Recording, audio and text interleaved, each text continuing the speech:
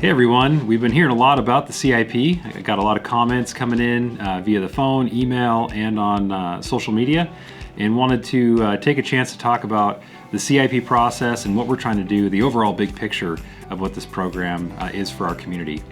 So you might remember that previous administrations have addressed or tried to address the deferred maintenance issue that we've got in the borough. We've got a number of facilities that are aging and they're in need of repair and replacement. And so this CIP is a process where we look at, as a community, those projects. It's heavily focused on the public participation to make sure we get the project right, and then how we're going to be able to fund those projects. We did that through this process by opening the nominations to everyone in the community, and we had over 94 nominations that came in. Once the administration received those nominations, we went through and reviewed them for looking at things like borough powers. Do we have the authority to do these projects? Looking at feasibility. Does it fit in with other projects that we are considering within the CIP? And then ultimately made a recommendation to the Assembly on December 5th to the Finance Committee with 66 recommended projects. The Finance Committee looked at those projects. We had a presentation, went over each and every one of them. They did make a change. They pulled one project off. We added one project to it, and then ultimately referred that to a public hearing on January 16th.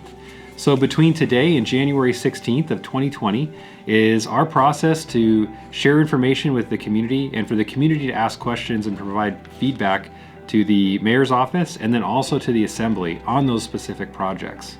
On January 16th is when the Assembly will be considering those projects and making any changes or recommendations for amendments. We have a couple amendments based on comments that we've received from the public that we're going to be working on, and look forward to being able to address those concerns that we've heard so far. One of the things that's really important for the community to understand is this is your opportunity to weigh in on the scope of the projects and the type of projects that we want to see included in our capital improvement program for the next 10 years. The next time this process will be opened is going to be 2 years from now, so we want to make sure we get it right.